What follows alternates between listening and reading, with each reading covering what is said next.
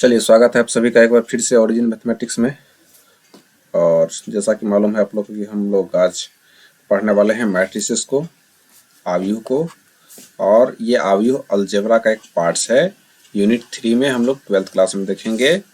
और मैट्रिक्स एक बहुत ही महत्वपूर्ण चैप्टर है, खास करके ये आपको किसी भी अन्य कॉम्पिटिटिव एग्जाम, जैसे अगर आप 12th के छात्र हैं तो आपके लिए बहुत महत्वपूर्ण है।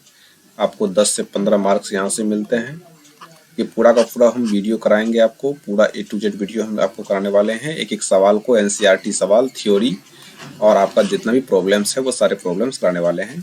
खास करके ये वीडियो उनके लिए भी बहुत महत्वपूर्ण है जो डिप्लोमा की तैयारी कर रहे हैं या जिसमें अप्लाइड मैथमेटिक्स का भी पार्ट्स देखने को मिलता है। तो ये इनके लिए भी बहुत ही रामबाण साबित होने वाला है। और हम लोग इस तरह के तरीका से हम लोग देखेंगे कि ये चैप्टर क्या है, इस चैप्टर की शुरुआत क्या है, इस चैप्टर की शुरुआत कैसे हुआ। तो इन सारी चीज़ों को हम लोग एक एक करके सारी चीज़ को देखते हैं। चलिए आगे की ओर देखते हैं। सबसे पहले हम लोग के मन में ख्याल आता है, वो ख्याल क्या है कि सबसे पहले एक बात बताइए सर कि ये चैप्टर जो हम पढ़ रहे हैं आखिर क्यों पढ़ रहे हैं, इनकी शुरुआत कब हुई, है ना। इनकी क्या क्या हुई, यानी कि इनकी शुरुआत कब हुई, कैसे इन चैप्टर की आवश्यकता पड़ गई हमको। ऐसे तो नहीं था कि हम लोग आए और मैट्रिक्स ही यहाँ पर दिख रहा था, नहीं। आइए कहानी समझते हैं कि इन चैप्टर की जरूरत पड़ा है। दरअसल में हम लोग जैसे जैसे बड़ा होते चलते हैं वैसे वैसे हम लोग के सामने जो समस्याएं हैं वो बड़ी होती चलती है। और उन समस्याओं का समाधान ढूंढने के लिए हम लोग कई तरीका अपनाते हैं। इन्हीं बातों को लेकर के हम लोग इस मैट्रिक्स को एक तरीका, एक नया चैप्टर के रूप में डाला गया है। हालांकि 10th क्लास में ही हम इन चीज को पढ़ते हैं। कैसे पढ़ते हैं, आइए थोड़ा सा इन पर चर्चा करते हैं। हम लोग 10वां क्लास में एक चीज पढ़े थे, याद कीजिए अगर आपको ध्यान होगा तो। 2x + 3y = 7 समीकरण 1 और 3x + 9y = 5 समीकरण 2। मान लीजिए कुछ ऐसा समीकरण दिया हुआ रहता था। हमने इसको 4 विधि से बनाया। याद कीजिए, आपको सबसे पहला था ग्राफ विधि था, है ना। दूसरा विधि था आपको प्रतिस्थापन विधि था, है ना। तीसरा जो था वो विलोपन विधि था। और चौथा जो था आपका वो वज्र गुणनखंड विधि था, है ना। वज्र गुणनखंड विधि था। चलिए, तो ये 4 विधि से मैंने इनको बनाया। ये तो दो ये लगभग 2 चर के रैखिक समीकरण है, क्योंकि यहाँ पर x और y दोनों चर राशि है, 2 है, इसलिए 2 चर का रैखिक समीकरण सामान्यतः इसको पढ़ा जाता है। हालांकि इसको बनाने के तो 4 तरीके थे। इन 4 तरीके में दोनों सवाल को बनाने में लगभग हमको 1 से 2 पेज खत्म हो जाता था। इतना बात आप लोग को मालूम है। सोचिए जरा सा, ये है क्या। अब मैं आपको थोड़ा सा इसकी डिटेल के अंतर्गत ले जाता हूँ कि ये है क्या। देखिए, कुछ नहीं है, आपको मैं बता दूं कि आप थोड़ा सा चलिए डिटेल में चलते हैं कि है क्या, ये समीकरण है क्या सर। हमने कहा समीकरण के बारे में जब हम जानकारी प्राप्त करते हैं तो पता चलता है कि जैसे 2x + 3y = 7, ऐसे कुछ 17 ऐसे कुछ लिखा हुआ है। तो हम आपको एक उदाहरण देते हैं। मान लीजिए आप किसी दुकान में गए चावल खरीदने के लिए, और क्या खरीदने के लिए, दाल खरीदने के लिए। दुकानदार से आपने कहा कि भाई हमको ना 2 केजी चावल दे दीजिए। क्या केजी चावल दे दीजिए, 2 केजी चावल दे दीजिए, और 3 केजी दाल दे दीजिए। 3 केजी क्या दे दीजिए, दाल दे दीजिए, ठीक है। तो दुकानदार ने आपको दे दिया, और दुकानदार को पूछा गया कि बताइए कि कितना रुपया हुआ। तो दुकानदार ने कहा कितना रुपया हो गए, 70 रुपये हो गए। अर्थात अभी आपको चावल का रेट मालूम नहीं है और दाल का रेट मालूम नहीं है। तो मान लिया जाए कि चावल x रुपये किलो था तो 2x रुपया हुआ, और दाल y रुपये किलो था तो 3y रुपया हुआ। और दोनों को जब जोड़ेंगे तो कितना रुपया निकल कर आ जाएगा, 17 रुपीज निकल करके चले आएगी। तो ये 2 जो है एक संख्या है, और x जो है इनका दर है ना। दर का मतलब हो गया कि चावल किस रेट से था, और यहाँ पर 3 क्वांटिटी है, एक संख्या है, और y जो है वो दाल का रेट है। तो दोनों को जब हम वेट को अगर रेट से गुना करते हैं तो हमको मूल्य प्राप्त होता है, जैसा कि आप लोग को यहाँ पर दिख रहा होगा, ठीक है। तो सर ये है क्या, हमने कहा जब देखेंगे तो ये जो एक इक्वेशन दिख रहा है, ये इक्वेशन कुछ और नहीं बल्कि हमारे जो कैलकुलेशन के अंतर्गत जो कंपनियां होती है या जो वैल्यूज निकालना होता है, हमको 2 वेरिएबल वैल्यू निकालना है, 3 वेरिएबल वैल्यू निकालना है। जैसे मान लो यहाँ पर 2x + 3y plus 5z is equal to 18, ऐसे कुछ समझ में आ जाए। तो यहाँ पर 3 वस्तुएं हैं, इसी प्रकार से 4 वस्तु, 5 वस्तु, 6 वस्तु, मतलब इसमें 3 चर है, 4 चर भी हो सकते हैं, 5 चर भी हो सकते हैं। तो इसी प्रकार से जब समस्याएं बढ़ती चली गई तब एक नए चैप्टर्स का जरूरत पड़ा जिसका नाम क्या था, मैट्रिक्स। अब आइए बताते हैं आपको। जैसे मान लीजिए आपके सामने में इस तरह से दिया जाए 2x plus 3y is equal to 17 समीकरण 1, 5x plus 6y is equal to 15 समीकरण 2, है ना, 6x is equal to 9y is equal to 75 समीकरण 3। इसी प्रकार से इस तरह से आपको अगर मान लिया जाए कि 5 समीकरण दे दिया जाए, कितने समीकरण, 5 समीकरण दे दिया जाए और कहे कि तुम इसको विलोपन विधि से बनाओ, तो बनाते बनाते हमको 15 से 20 पेज में चल जाएगा। अब इतनी बड़ी समस्याएं मेरे सामने खुल के चले आई। इन समस्याओं को समाधान पाने के लिए जो राइटर है या जो वैज्ञानिक हुआ करते थे, उन्होंने एक नए चैप्टर का शुरुआत कर दिया और उस चैप्टर का नाम क्या रह गया था, मैट्रिक्स। तो शुरुआत में जो मैट्रिक्स है इसको, ये तो इसका मेन ध्येय था इस तरीका के बातों को देखना। चलिए आपको एक चीज और यहाँ पर समझा देते हैं हम कि जो शुरुआत का जो मैट्रिक्स है उसका निकलने का जो ध्येय था वो तो इन समीकरण से निकल के आया था। इन समीकरण को सॉल्व करने का एक तरीका माना गया था, है ना। इन समीकरण को भी सॉल्व कर सकते थे हम इन तरीका के माध्यम से कि इन 2 समीकरण को हम लोग मैट्रिक्स के माध्यम से सॉल्व करते थे। लेकिन जब हम आधुनिक युग की बात करते हैं, किसकी बात करते हैं, मॉडर्न युग की बात करते हैं, तो मॉडर्न युग में जो है ना, मॉडर्न युग में जो है ये इनका इस्तेमाल हम लोग कौन कौन चीज में करते हैं, तो आइए जरा सा देखते हैं। देखिए आप एक चीज का नाम सुने होंगे, गेम। आप लगभग अधिकांश जो गेम होता है उसमें जो वर्ड्स का जो इस्तेमाल किया जाता है वो मैट्रिक्स का ही इस्तेमाल किया जाता है। कौन सी इस्तेमाल किया जाता है, वो मैट्रिक्स का ही इस्तेमाल किया जाता है। आपको देखिए अभी जो हम आपको पढ़ा रहे हैं ना, इन पढ़ाने के अंतर्गत ये एक सॉफ्टवेयर है, एक कंप्यूटर का एक एप्लीकेशन है जिसका नाम था MS वर्ड है। इसका भी जो कैलकुलेशन होता है, इसका भी जो अरेंजमेंट होता है वो मैट्रिक्स के माध्यम से, मतलब कंप्यूटर का जो भाषा है ना उसमें भी मैट्रिक्स की जरूरत है। मैं आपको अभी दिखा देना चाहता हूं कि किस प्रकार से ये कार्य करता है। जैसे मान लीजिए आपके सामने में हम आपको कुछ यहाँ पर दिखाते हैं सिस्टम में। जैसे देखिए आप यहाँ पर टेबल का ऑप्शन लिए और यहाँ इस पर इंसर्ट टेबल के यहाँ पर लिखा हुआ है कि नंबर ऑफ कॉलम लिखा हुआ है, अगर आपको दिख रहा होगा, या लिखा नंबर ऑफ रो। अगर हम ध्यान से देखेंगे तो यहाँ पर नंबर ऑफ कॉलम 5 है, नंबर ऑफ रो कितना है, 2 है। इसको जब हम क्लिक जैसे करते हैं, जैसे इसको क्लिक करते हैं, ये क्या हो गया, देखिए ये क्या है। हाँ अब देखो यहाँ पर ये जो आपको दिख रहा है ना, ये क्या हो गया, ये हमको आ गया, ये देखो यहाँ पर ये 1 रो 2 रो हो गया, ये रो है, ये कौन सी है, रो है, और ये कौन सी कॉलम, 1 2 3 4 और 5। तो इसमें कितने रो कितने कॉलम आ गए, इतना रो इतना कॉलम आ गए, ठीक है।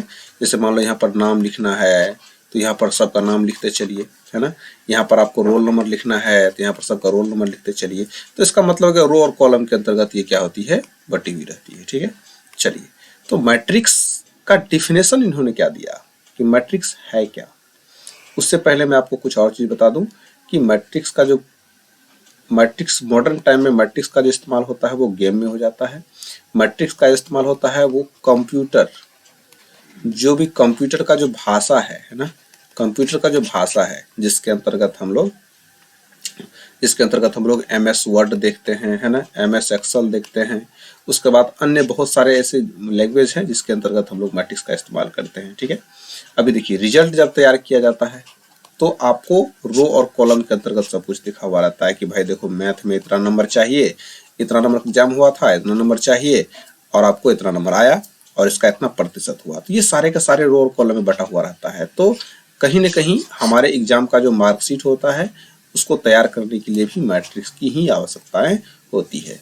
तो मैट्रिक्स का ये हो गया। तीसरा होता है कि जो क्रिप्टो करेंसी है ना, क्रिप्टो करेंसी का जो भाषा है, जो उसका लैंग्वेज है, वो भी मैट्रिक्स से ही लिया गया है ना, वो भी मैट्रिक्स के अंतर्गत ही क्या किया गया है, उसको तैयार किया गया है, उसको डिजाइन किया गया है। तो मैट्रिक्स का आविष्कार, मैट्रिक्स का जरूरत आजकल के आधुनिक युग में बहुत अधिक लेवल पर पहुंच चुका है, इसलिए मैट्रिक्स पढ़ना मेरे लिए बेहद ही जरूरी माना जाता है। ठीक है, तो आइए चलते हैं हम लोग डिफिनेशन पर। आज इतनी जानकारी हो गई कि हम लोग मैट्रिक्स क्यों पढ़ते हैं। इसका मेन मकसद था कि 2 चर के रैखिक समीकरण, 3 चर के रैखिक समीकरण, 4 चर के रैखिक समीकरण को आसानी से सॉल्व करना है ना। अब आइए हम लोग देखते हैं कि आखिर ये जो मैट्रिक्स है, इन मैट्रिक्स का डिफिनेशन क्या दिया था भाषा में। तो मैट्रिक्स में हमेशा रो और कॉलम रहता है और कुछ नहीं होता है। अगर आप हम पूरा मैट्रिक्स की बात करेंगे तो इसमें रो और कॉलम के अलावा कुछ भी देखने को आपको नहीं मिलता है। तो मैट्रिक्स जो होता है एक प्रकार का जो रेक्टेंगुलर अरेंजमेंट होता है। रेक्टेंगुलर अरेंजमेंट मतलब चतुर्भुज के आकार में इसको हमेशा रखा जाता है। हम इसको अर्ज कर देते हैं ताकि इसकी आवश्यकता आपको नहीं है। मैं आपको इसका डिफिनेशन बता देता हूं और इनका एक एक थ्योरी, एक एक चीज आपको समझाऊंगा ताकि आप लोगों को बिल्कुल एकदम आसानी तरीका से समझ में आ जाएगा। ठीक है, चलिए इसको हम पूरा अर्ज कर देते हैं क्योंकि इनकी आवश्यकता आपको नहीं है। चलिए बात करते हैं हम लोग कि मैट्रिक्स जो चैप्टर है, इन्हीं चैप्टर को लेकर के एक और चैप्टर आपको पढ़ना होगा जिसका नाम है डिटर्मिनेंट्स। डिटर्मिनेंट्स मैट्रिक्स ही है लेकिन एक प्रकार का वर्ग आव्यूह होता है। आपको बताएंगे कि टाइप ऑफ मैट्रिक्स में कि मैट्रिक्स कितने प्रकार के होते हैं। ठीक है, चलिए मैं इसको थोड़ा सा मिटा देता हूं। आइए बात करते हैं। देखिए अब ये रो कॉलम में बटा हुआ है। अभी इससे पहले जो आपको दिखाए थे, ये आपको जो रेकॉर्डिंग दिख रहा है ये भी भाषा है और ये भाषा आपको मैट्रिक्स से ही इसको मिला है। ठीक है, चलिए अब थोड़ा ध्यान से देखिएगा। आइए बात करते हैं। तो सबसे पहले व्हाट इज मैट्रिक्स। मैट्रिक्स है क्या, तो यहाँ पर लिखा हुआ डिफिनेशन कि a matrix is a rectangular arrangement, है ना। अरे मतलब मैट्रिक्स एक प्रकार का जो चतुर्भुज आकृति का रूप होता है, उसमें हमेशा घिरा हुआ रहता है और टेबल, या तो उसको टेबल के रूप में रखते हैं of number, table of number, यानी कि संख्याओं का जो टेबल है उसके रूप में क्या करते हैं उसको रखते हैं, या एक प्रकार का सोच लीजिए क्या है, एक सिंबल है ना, या एक प्रकार का कौन चीज है, एक्सप्रेशन है। तो याद रखिएगा ए मैट्रिक्स या रेक्टेंगुलर अरेंजमेंट और टेबल ऑफ नंबर या सिंबल और या मान लीजिए आप एक्सप्रेशन होता है in arrange in the row and column. यह हमेशा रो और कॉलम में क्या होता है, बटा होता है। मैं इसका हिंदी में भी डिफिनेशन लिखता हूं कि मैट्रिक्स एक प्रकार का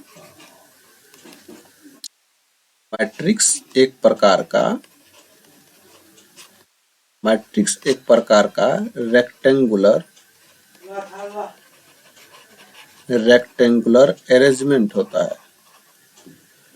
अरेंजमेंट होता है जो रो और कॉलम में बटा होता है, जो रो और कॉलम में बटा होता है, जो रो और कॉलम में बटा होता है। अब देखिए बात को समझिए, है ना, रो और कॉलम में बटा होता है। आपको सवाल बनाना है।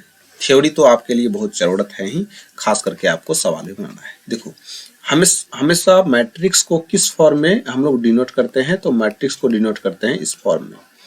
इस फॉर्म में लिखा हुआ रहेगा तो इसको क्या पढ़ेंगे हम लोग, मैट्रिक्स पढ़ेंगे। क्या पढ़ेंगे, इसको पढ़ेंगे मैट्रिक्स। ठीक है, अब आइए रो और कॉलम में क्या होता है, बटा होता है। तो कौन सा रो होता है, कौन कॉलम होता है, इस पर हम लोग थोड़ा सा चर्चा करते हैं। हाँ, एक बात और आपको बता दें कि मैट्रिक्स को हमेशा कैपिटल लेटर के द्वारा सूचित किया जाता है ना। मैट्रिक्स को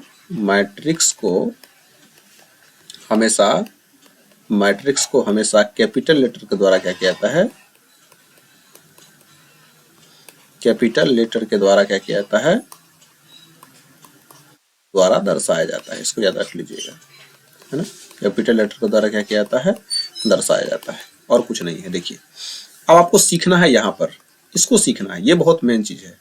अब मान लीजिए मैट्रिक्स कोई ए है, इसको हम लोग मैट्रिक्स पढ़ते हैं। यहाँ पर लिखा हुआ 2 4 6 7 5 4। मैट्रिक्स हमेशा इस फॉर्म में लिखा हुआ रहेगा। ये देखिए तो चतुर्भुज के रूप में लिखा हुआ है ना, रो ऐसे लग रहा है कि लंबाई है, ये चौड़ाई है, इस प्रकार से है ना लिखा हुआ। तो आपको यहाँ पर देखना होगा कि ये क्या है। हमने कहा कि ये जो आपको दिख रहा है ना, ये रो है। रो मतलब पंक्ति, है ना। ये कौन सी होता है, रो।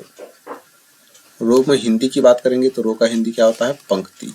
अच्छा, अगर हम बात करेंगे तो ये कौन सा रो है, ये पहला रो है, इसलिए इसको R1 हम सूचित कर देते हैं। तो आपको समझना ये पहला रो है।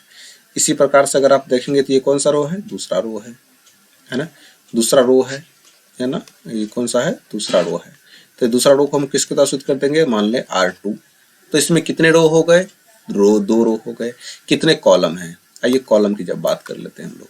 देखिए जरा गौर से, एक कॉलम, दो कॉलम और इसमें तीन कॉलम हो गए।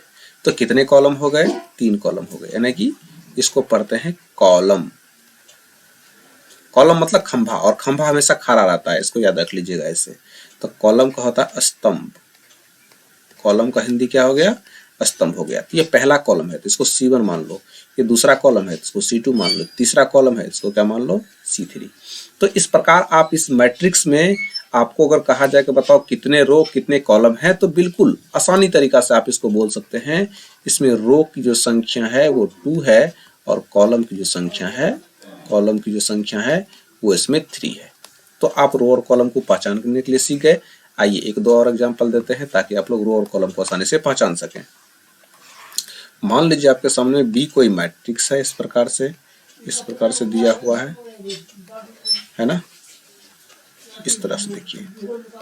अब देखिए, बोलिए तो इसमें कितने रो कितने कॉलम है, आप लोग भी अपना से दिमाग लगा सकते हैं, हम भी चेक कर लेते। देखो इसमें एक रो हो गया, इसको पहला रो कहेंगे यानी कि R1 है ना, और इसको क्या कहेंगे, दूसरा रो हो गया। तो इसमें तो रो कितने हो गए, दो रो हो गए, याद रख लीजिएगा कितने रो हो गए इसमें। इसको पहला रो कहते हैं, इसको दूसरा रो कहते हैं। अगर कॉलम की बात करेंगे तो कॉलम देखिए कौन सा है, पहला कॉलम है, ये दूसरा कॉलम है, ये तीसरा कॉलम है, ये चौथा कॉलम है। तो कितने कॉलम हो गए, 4 कॉलम हो गए। C1, C2, इसमें हो जाएगा C3 और इसमें हो जाएगा C4। कितने कॉलम हो गए, चलो। इसमें रो की जब बात कर लेंगे बाबू तो रो इसमें 2 है, और कॉलम की बात कर लेंगे तो कॉलम कितने हैं, कॉलम इसमें 4 है। इतना बात तो समझ में आ गया तुमको। चलिए तीसरा सवाल देखो। तीसरा सवाल, मान लीजिए कि मेरे पास एक मैट्रिक्स है, इन मैट्रिक्स में रो और कॉलम का पता लगाना है आपको पता लगाना है। तो कैसे पता लगाएंगे, आइए थोड़ा सा समझते हैं। देखिए अब आपको बताना है कि इसमें रो कितने हैं कॉलम कितने हैं, ठीक है। चलिए तो अब ध्यान से देखेंगे इसमें कितने रो हैं। सर इसमें एक रो है, दो रो है, कितने रो हो गए, 3 रो। हम इसको लिख देते हैं, इसको पढ़ेंगे R1, इसको पढ़ेंगे R2 यानी कि दूसरा रो, और इसको पढ़ेंगे R3 यानी कि तीसरा रो। अब कॉलम की बात कर लेते हैं, इसमें कितने कॉलम हैं। तो कॉलम की जब बात करेंगे तो कॉलम कितने हैं, सो ध्यान दीजिएगा। इसमें एक कॉलम यानी कि C1 पहला कॉलम है, और ये C2 यानी कि दूसरा कॉलम है। C2 यानी कि कौन सा कॉलम है, दूसरा कॉलम है। तो इसमें कितने रो हो गए, 3 रो, और कॉलम कितने हो गए, कॉलम हो गए 2 कॉलम हो गए, ठीक है।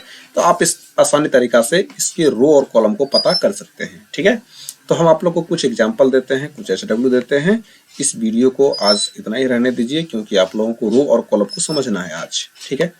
और इसमें रो कॉलम को लिखना है और लिख करके कमेंट्स करना है। तो आज आप लोग के लिए HW रहा इस वीडियो में कि किसी भी मैट्रिक्स का रो और कॉलम कैसे पता करेंगे, रो और कॉलम इसका हमको निकाल करके देना है। चलिए मान लेते हैं एक कोई मैट्रिक्स है, इसमें आपको इतने सारे एलिमेंट हैं, आप इसका रो और कॉलम हमको बताइएगा। बी कोई मैट्रिक्स है, इसमें कितने रो हैं कितने कॉलम हैं, ये आप हमको बताएंगे। तीसरा, सी कोई मैट्रिक्स है, इसमें कितने रो हैं कितने कॉलम हैं, आप हमको अवश्य बताएंगे। सवाल है, डी बराबर कोई मैट्रिक्स है, इसमें कितने रो हैं कितने कॉलम हैं, आप हमको बताएंगे। पांचवा मैट्रिक्स है, इसमें कितने रो हैं, मान लो ए बराबर कोई मैट्रिक्स है ना, कितने रो हैं कितने कॉलम हैं, आप हमको बताएंगे। छठा, ए बराबर, इसमें कितने रो हैं कितने कॉलम हैं, आप हमको बताएंगे, है ना। सातवां, इसमें कितने रो हैं कितने कॉलम हैं, आप हमको बताएंगे। इसमें कितने रो हैं और कितने कॉलम हैं, ये आप हमको बताएंगे। चलिए एक और बढ़ा देते हैं, अब ध्यान से देखिएगा।